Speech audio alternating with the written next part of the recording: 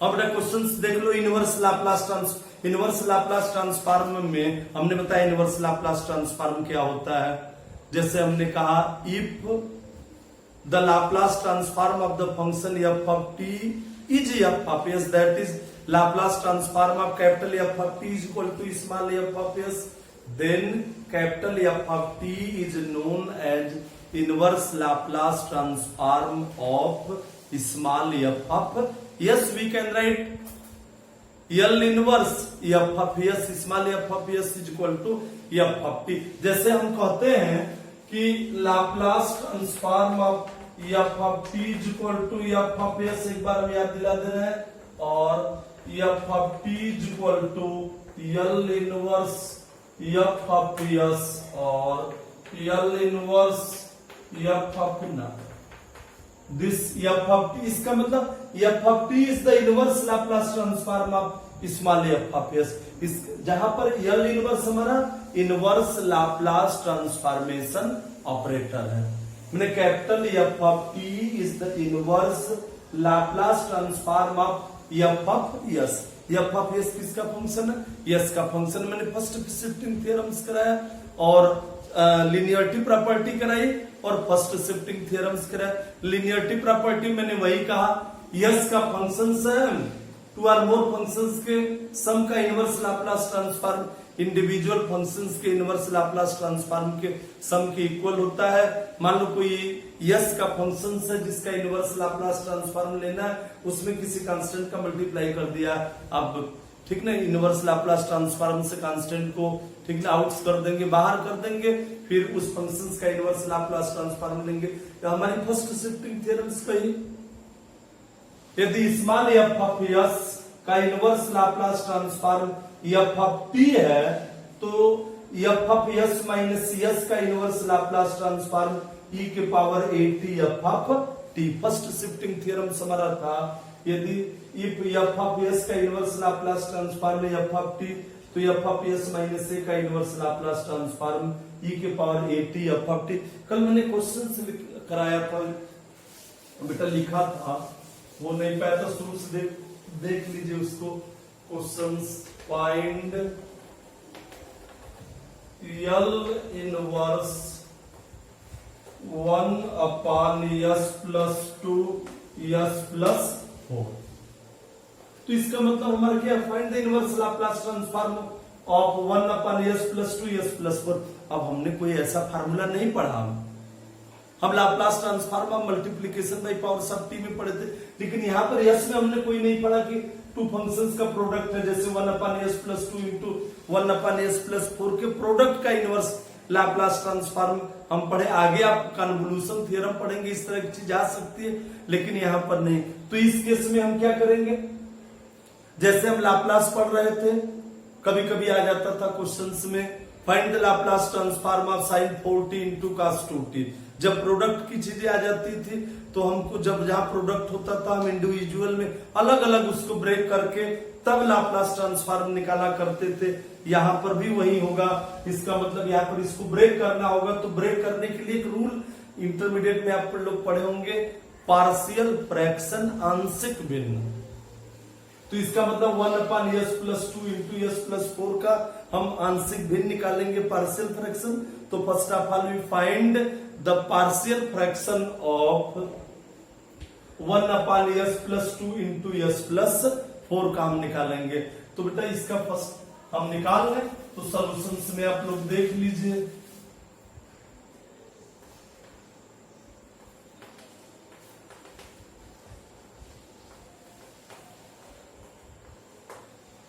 L inverse 1 upon S plus 2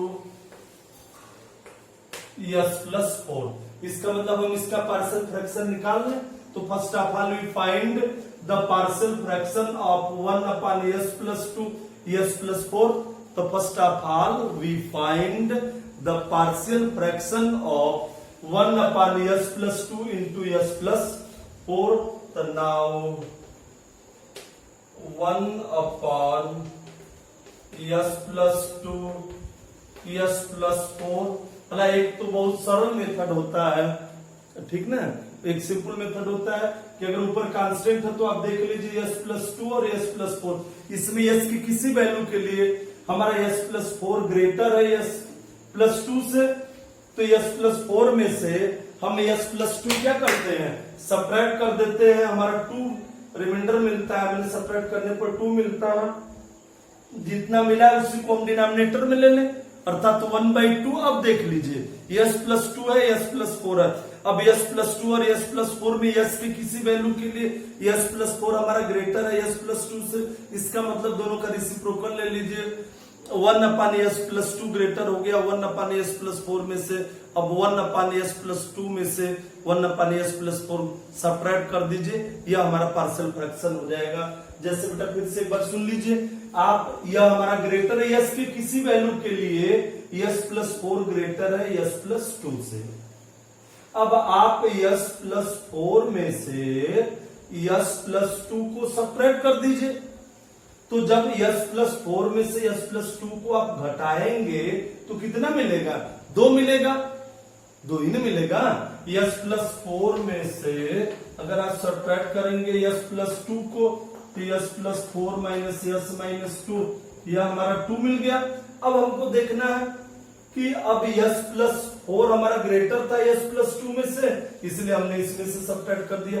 अब यह हमारा ग्रेटर हो गया s+2 और s+4 में, यह हमारा 1/s जिसकी डिनोमिनेटर कम है, टोटल फ्रैक्शन हमारी ज्यादा हुई, जिसका हर कम है टोटल भिन्न हमारी बड़ी हुई, तो 1/s+2 बड़ा हो गया 1/s+4 से, फिर बड़े में से छोटे को घटा दीजिए, 2 हमारा मिला है घटाने पर, आपको इसी को डिनोमिनेटर में लिख लीजिए, तो ये हमारा क्या हो गया, पार्शियल फ्रैक्शन हो गया।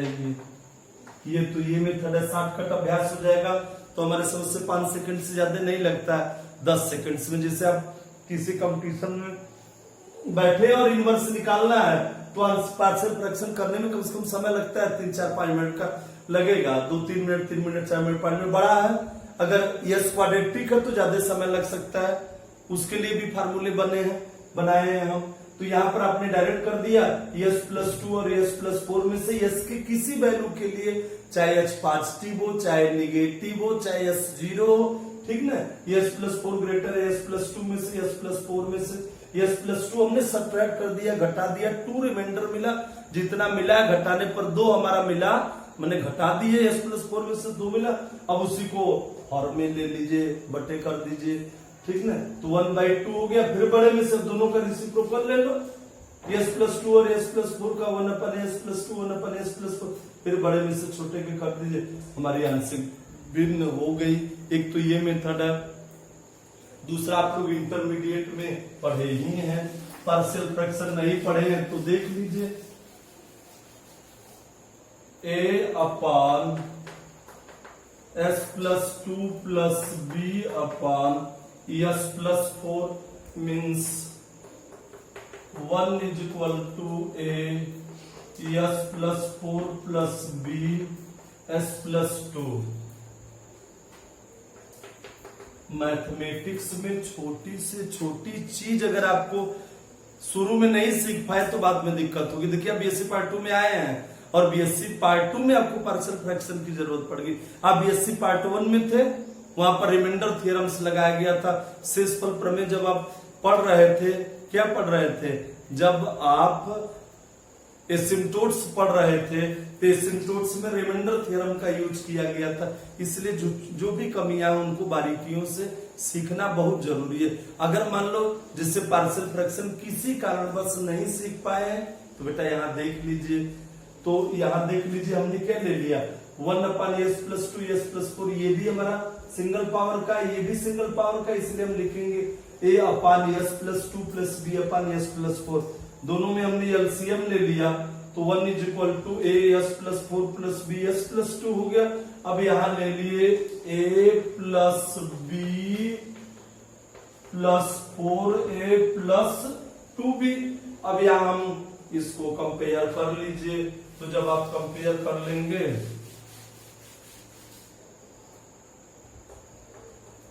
a + b = 0, this is equation number first, and 4a plus 2b is equal to 1।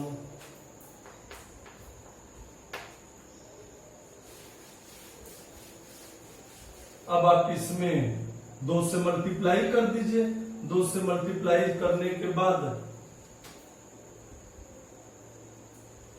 2a plus 2b is equal to 0। Equation number 3। हमने इक्वेशन 1 में 2 से मल्टीप्लाई कर दिया, सब्ट्रैक्ट कर दिए तो माइनस माइनस कैंसिल हो गया। Sorry 2a is equal to 1। This implies a is equal to 1/2। अब a की वैल्यू हम सब्स्टिट्यूट कर दे 1 में, therefore b is equal to -1/2। अब हमारा पार्शियल a और b की वैल्यू मिल गई, हमारा पार्शियल फ्रैक्शन भी हो गया। तो यह हमारा हो जाएगा 1/s plus 2 s plus 4 is equal to 1/2। या पहले देख ही लीजिए 1/2 1/s plus 2 this 1/s plus 4। तो ये हमारा हो गया और 1/s plus 2 s plus 4। 1/2 common ले लेंगे, 1/s plus 2 minus 1/s plus 4। अब इनवर्स लाप्लास ट्रांसफॉर्म ले लीजिए दोनों तरफ का।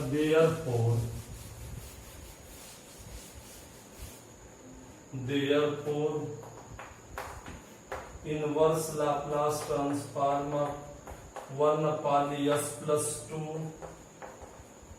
s plus 4।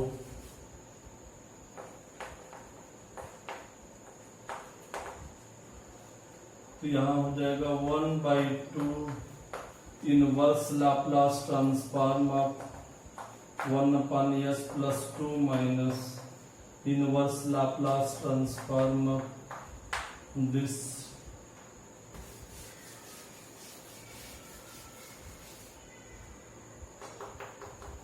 अब बेटा 1/s प्लस 2 तो लाप्लास ट्रांसफॉर्म होता है, लाप्लास ट्रांसफॉर्म ऑफ e के पावर at का s माइनस से और e के पावर माइनस at का 1/s प्लस से। तो e के power minus at is equal to l inverse 1 plus a हो गया ये। तो अब हमारे यहां हो जाएगा 1/2 e के power minus 2t minus e के पावर माइनस 4t। दिस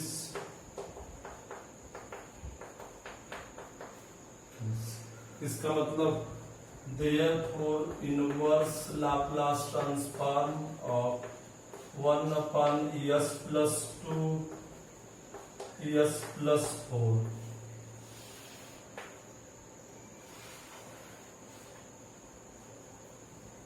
ठीक।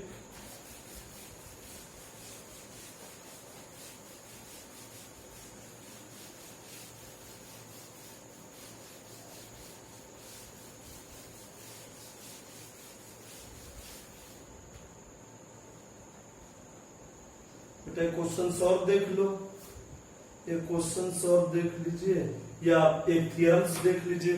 Second theorem number 3 theorem 3 second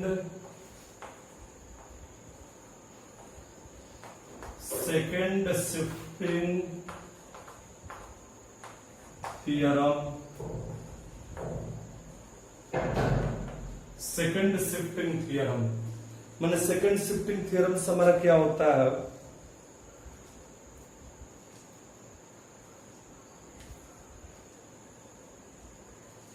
if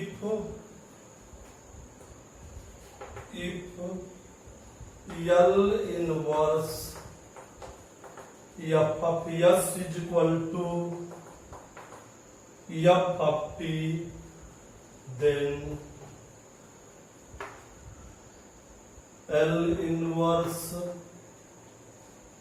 ई के power minus S F of S is equal to ji of t, where g of T is equal to F of T minus a, comma t is greater than a, 0 t is less than a. मैंने second shifting theorem से हमारा कह रहा है यदि f of s का inverse Laplace transform f of t, the inverse Laplace transform of F of S is F of t, मैंने small F of s का inverse Laplace transform f of t है तो e के power minus a s into f of s का inverse Laplace transform g of t होगा, जिसमें g of T की हमारी दो वैल्यू है। एक जब टी की वैल्यू ए से greater means a to infinity जब लिमिट लाई कर रही है तो जी ऑफ टी की value f of T minus a है, और जब T is less than a means t की लिमिट 0 टू ए लाई कर रही है तो जी ऑफ टी की वैल्यू हमारी किसके इक्वल है, 0 के इक्वल। मैंने मींस थ्योरम से हमारा क्या कह रहा है सेकंड शिफ्टिंग थ्योरम, यदि स्मॉल एफ ऑफ एस का inverse Laplace transform f of t है तो एफ ऑफ एस में ई के पावर माइनस सी एस का मल्टीप्लाई करके इनवर्स लाप्लास ट्रांसफॉर्म लिया जा रहा है तो यह जी ऑफ टी के इक्वल होगा, जहां पर जी ऑफ टी की हमारी दो वैल्यू है। कब जब टी की limit a to infinity lie कर रही है तो जी ऑफ टी की value f of T minus a, और जी ऑफ टी की दूसरी वैल्यू 0 है जब टी की लिमिट 0 टू ए लाई कर रही है। बेटा देख लो proof,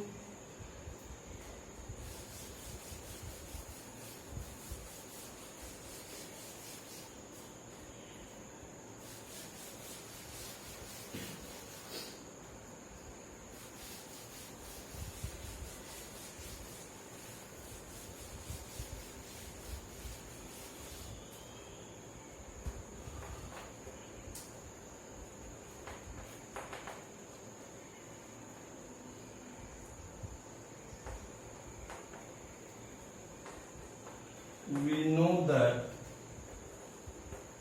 Laplace transform of g of t is equal to integral 0 to infinity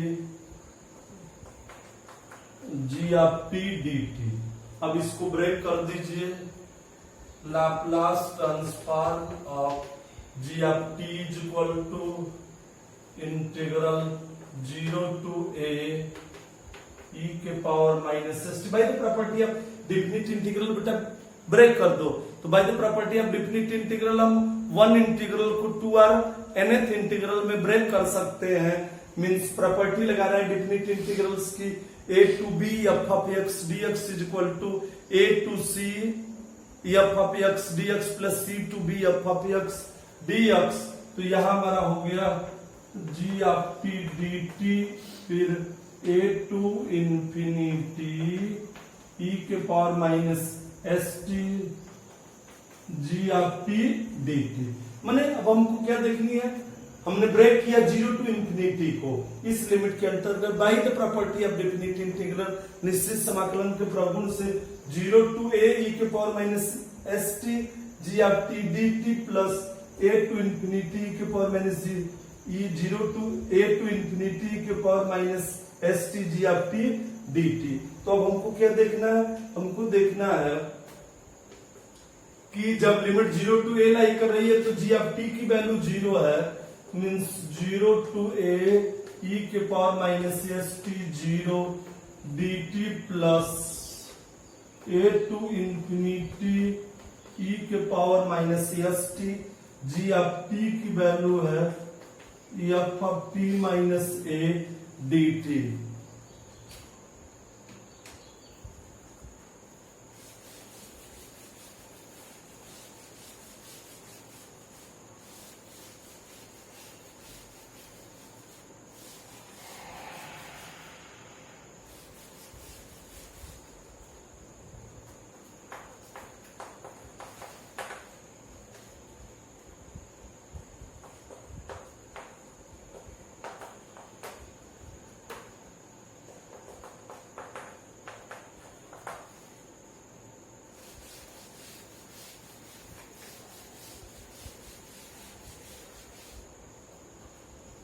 अब यहाँ बेटा सब्स्टिट्यूशन ले लो, मैंने पुट कर दे t minus A is equal to u, मैंने t माइनस ए की वैल्यू यू पुट कर दे, तो पुट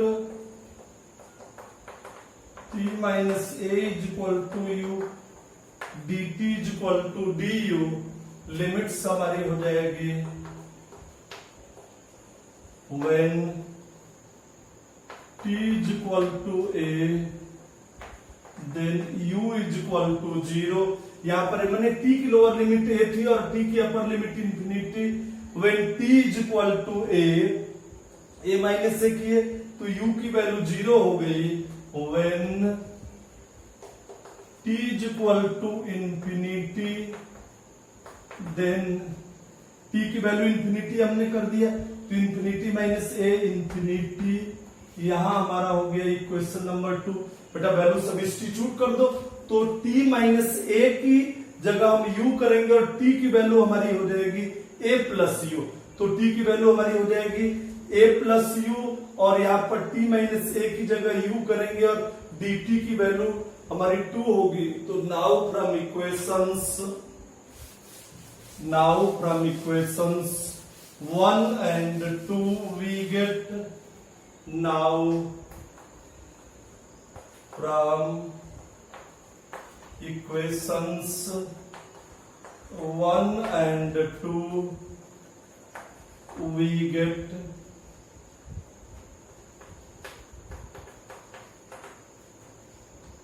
मीन्स हमारा हो जाएगा इंटीग्रल 0 टू इंफिनिटी e के पावर माइनस यस, और यहाँ पे t की वैल्यू हमारी किसके इक्वल हो जाएगी, t की वैल्यू हो जाएगी a प्लस यू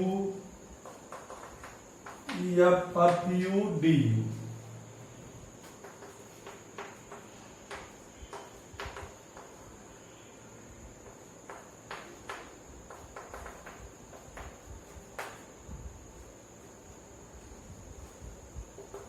अब यहाँ पर बेटा e के पावर माइनस s से हमने बाहर कर लिया, या ऐसे ही देख लीजिए 0 टू इंफिनिटी e के पावर माइनस यस से e के power minus yes U F of U D you.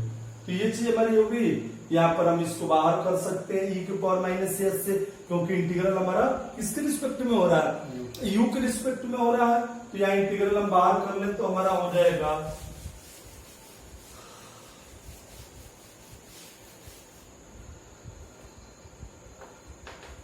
e के पावर माइनस यस से इंटीग्रल 0 टू इंफिनिटी e के power minus yes U F of U D you.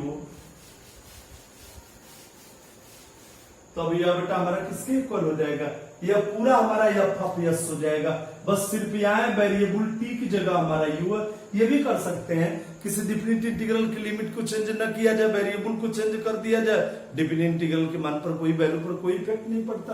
अब इसको लिख सकते हैं 0 टू इंफिनिटी e के power minus yes T f of t d T, या u में ही रहने तो कोई दिक्कत नहीं है। तो यहाँ हो गया e के पावर में, या विचार हो तो लिख लीजिए, इसमें कोई बात नहीं, लेकिन दिमाग में ये चीज पंच न करनी चाहिए। सर वहां पर मान लिए थे t minus A is equal to U, वो बात दूसरी थी, वहां माने थे, उस अनुसार लिमिट चेंज किए। यहाँ हमने लिमिट नहीं चेंज की, डायरेक्ट वेरिएबल हमने चर को चेंज किया है, लिमिट नहीं चेंज की है, चर को चेंज किए, वेरिएबल को चेंज की है, इसलिए वैल्यू पर कोई इफेक्ट नहीं पड़ेगा। प्रॉपर्टी भी है, किसी डिफरेंट इंटीग्रल के लिमिट को चेंज न किया जाए, वेरिएबल को चेंज कर दिया जाए, तो डिफरेंट इंटीग्रल के मान पर कोई प्रभाव नहीं पड़ता। यहाँ हो जाएगा e के power minus this F of S Laplace transform of g of t, therefore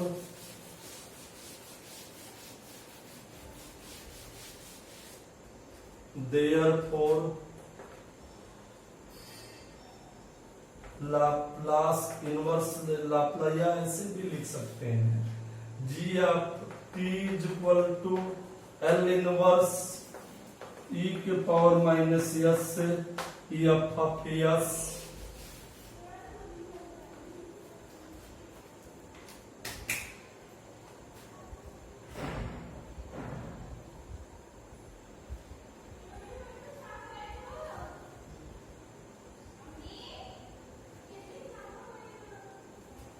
तो ये हमारा हो जाएगा और L इनवर्स e के power minus S F of S is equal to ji of T. और जी ऑफ टी की हमारी क्या वैल्यू है? जी ऑफ टी की हमारी 2 वैल्यू है। ठीक, कोई दिक्कत नहीं है। अब इसी पर क्वेश्चंस देख लीजिए। तो इसी पर बेटा क्वेश्चंस देख लो। तो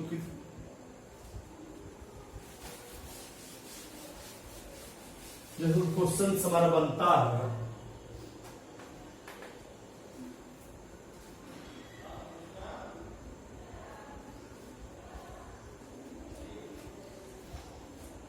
find the inverse Laplace transform of find the inverse Laplace transform of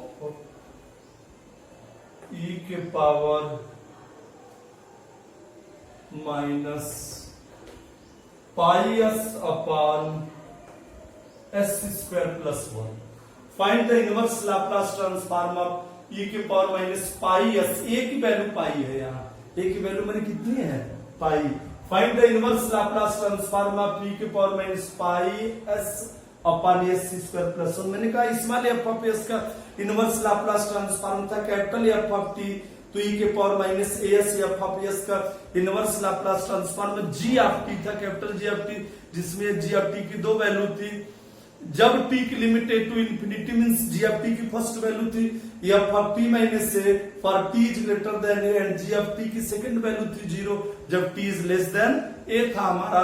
तो बेटा यहाँ पर हमारा क्या है? अब हम क्या करेंगे, यहाँ पर हम e के power minus pi S upon S square plus 1, इसी को हम लिख सकते हैं e के power minus pi S into 1 upon S square plus 1, और F of S is equal to 1 upon S square plus 1। तो 1 अपॉन एस स्क्वायर प्लस 1 का इनवर्स लाप्लास ट्रांसफॉर्म हो जाएगा साइन टी, और sine t f of t है।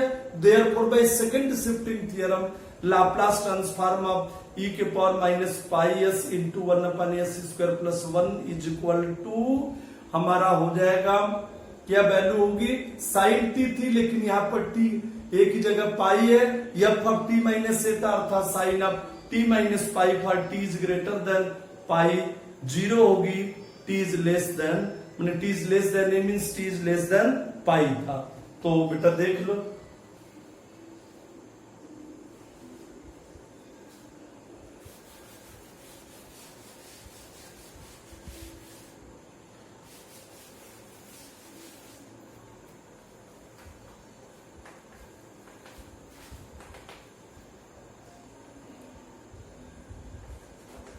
let f of s is equal to 1 upon s square plus 1, therefore L inverse f of s is equal to L inverse s square plus 1 means यह हमारा हो जाएगा इसका sine of t is equal to f of t से।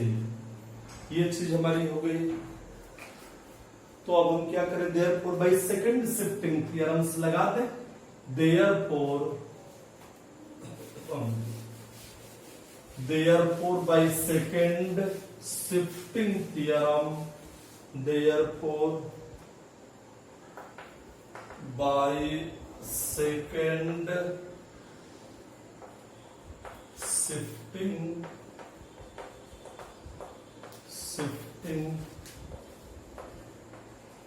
Theorem क्या हो जाएगा बेटा?